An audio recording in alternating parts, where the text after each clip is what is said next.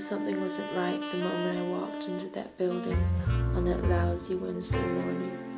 I could feel it in the air thick with lies and secrets, but it was seeing the double when I knew I was a dead woman.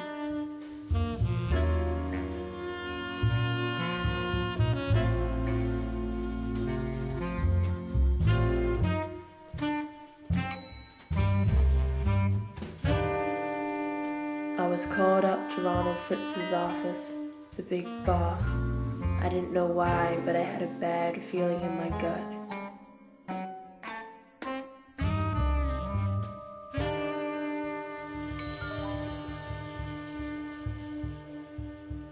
It wasn't often that you were called up for anything good. That was the one thing I was certain of. The open door, a warning sign I didn't get until it was too late.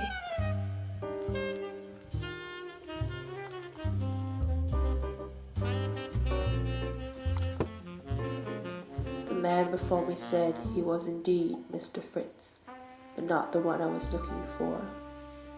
I apologized and explained I had a meeting scheduled for 9 o'clock. He told me about how his brother ran on a different time to others. However, my reporter's eye was too quick for his savvy front. I knew he had taken something that wasn't his.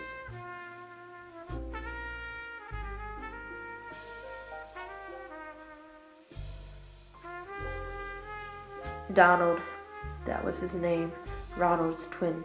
I could see the resemblance. He said he was organizing a surprise for Ronald's, or should I say, their birthday. That's why he needed the book, for invitations. He also said I couldn't tell a soul.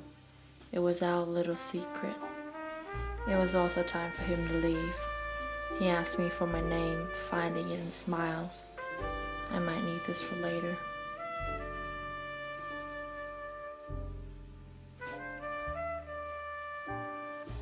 I didn't trust Donald, but I didn't know whether to tell Ronald either. However, my suspicion soon took a back seat.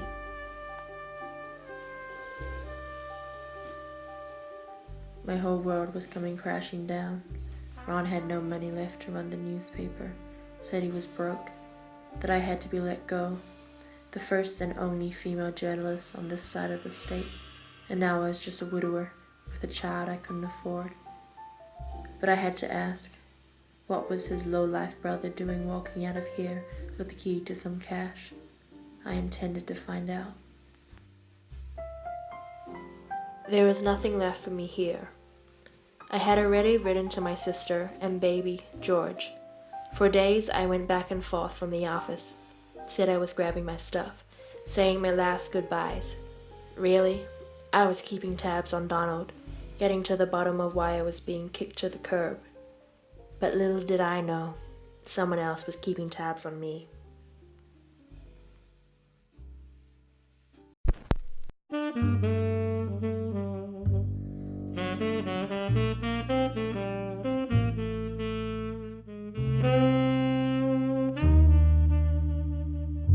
Well, I need something to soothe this pain, to cool the lava you Danger alert. through my I could only guess why Noir Jones was in my home.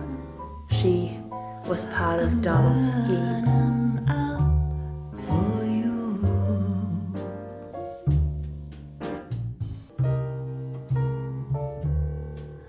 You struck the spot. She said she'd been noticing my movements these past weeks. Told me to drop whatever I'd found out, for my child's sake, more so than mine. And now my heart. This was clearly bigger than the both of us. You say that you were. Don't walk away. Don't do me wrong. Don't leave me singing this tortured song when I'm burning.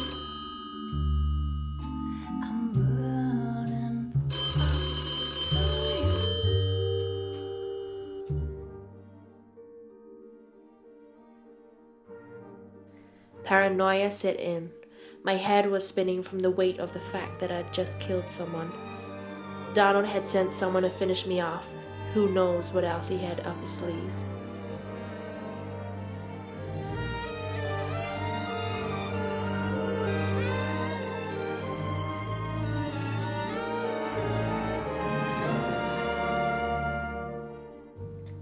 I had to warn Ronald about his brother. He had the right to know, especially after the turn of events. Surely I'd be understood.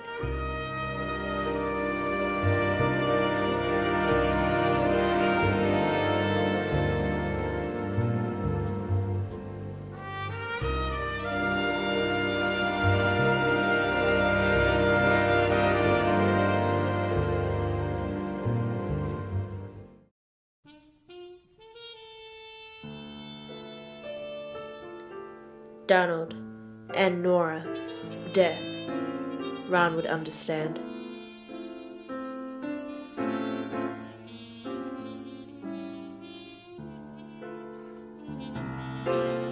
The money. That was the important part. I'd found out where it'd gone. Donald. He'd been siphoning it out of the company.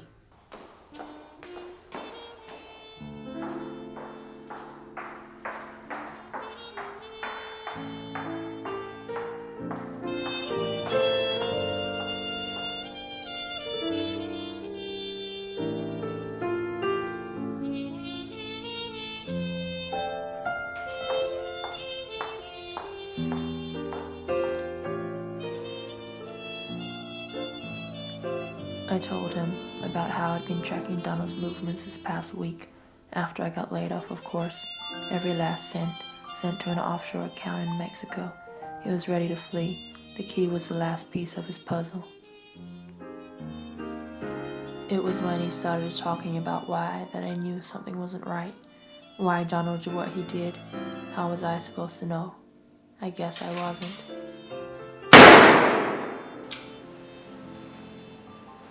It's a pity, darling, how all the wrong people have money.